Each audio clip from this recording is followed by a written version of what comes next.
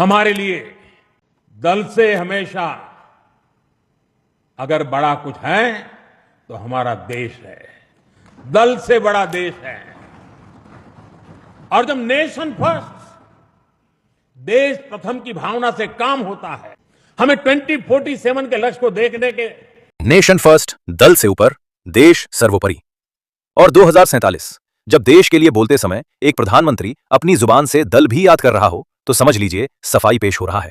और जहां सफाई देना जरूरत बनता है वहां अंदरूनी हिस्सों से गड़बड़ बहुत हुई रहती है। कल जब सत्ता में अपने दिनों की संख्या बढ़ने पर जश्न मनाया गया तब देश के प्रधानमंत्री ने स्वयं अपनी उपलब्धियों का गुणगान किया। स्वयं की प्रशंसा में गीत गाना खुद में बुराई की संकेत माना जाता है। किसी भी लोकतंत्र के लिए इससे भी अधिक चिंताजनक बात यह है कि एक ऐसी मीडिया व्यवस्था खड़ी कर दी जाए जो सरकार की जवाबदेही तय करने के बजाय मीडिया को ही सरकार के लिए प्रशंसा का माध्यम बना दी जाए। अर्थव्यवस्था में महारत की गीत गा रहे हैं तो रुपया इतनी तेजी से गिर क्यों रही है? घर का सोना बेचकर खाना क्यों पड़ रहा है?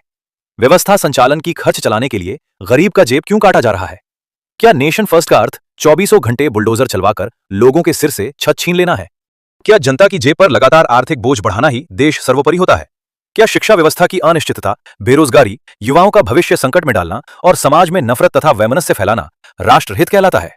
क्या हर वर्ष बड़ी संख्या में सक्षम और सफल लोग आपके पीठ पर लात मारकर विदेशी नागरिकता लिए जा रहे हैं? यह देशहित का संकेत है। देश सर्वोपरि का भाव समझने वाले 9,000 करोड़ के विमान खुद के गले नहीं बांधते, एक संसद के होते दूसरा नहीं बनाते, बल्कि सादगी और सरलता अपनाते हैं। 2 टुकड़ा खादी पहन लिया करते हैं। बीजेपी और संघ के लिए गैर जरूरी और गैर कानूनी Z+ सुरक्षा, 5 स्टार ऑफिसेज और बैंक बैलेंस नहीं बनाते, बल्कि अपनी खून पसीने की कमाई से टैक्स भरकर राष्ट्र संचालन के असली मालिक को राहत पहुंचाकर सिद्ध करते हैं। 2047 का सपना दिखाया जा रहा है, लेकिन क्या वर्तमान परिस्थितियां उस दिशा में जाती दिखाई देती हैं? देश पर बढ़ते कर्ज का बोझ है, जिसके एवज में हर वर्ष लगभग 12 लाख करोड़ रुपए ब्याज के रूप में चुकाने पड़ते हैं। आज स्थिति यह है कि खर्च और आय के बीच संतुलन खत्म कर दिया है तुमने।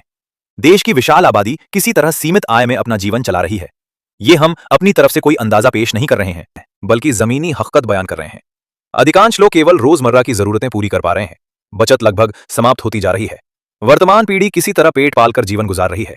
ऐसे में स्वाभाविक प्रश्न उठता है कि यदि यही दिशा जारी रही तो 2047 में आने वाली पीढ़ियों का जीवन कैसा होगा? जब वर्तमान में ही आर्थिक दबाव इतना अधिक है, तब भविष्य के सुनहरे सपनों में भ्रमित करने की बात सामने आ रही है। यही कारण है कि 2047 के नाम पर दिखाए जा रहे सपनों को लेकर गंभीर प्रश्न पूछे जाने चाहिए। लोकतंत्र में सवाल पूछना ही देश की भविष्य रक्षा के लिए एकमात्र उपाय है, और इसी उपाय को ही इन्होंने सबसे पहले समाप्त कर दी। लेकिन बोल रहे हैं नेशन फर्स्ट।